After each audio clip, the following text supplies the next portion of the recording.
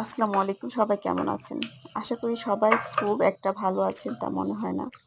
চারপাশে বন্যা, মানুষের অশান্তি, মানসিক অশান্তি আছে, কত কিছুই না। আমরা আসলে এই 2024 সালটা কিভাবে পার করলাম বা পার করতেছি বা কিভাবে পার করবো আল্লাহ তিনি জানেন।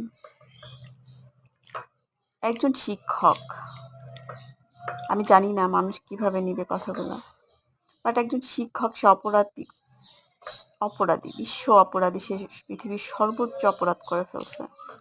এই জন্য একজন ছাত্র গায়ে হাত দিবে এবং সে গায়ে হাত দিয়ে খুব মজা করে বলতেছে আমি অমুক স্যারকে মারছি।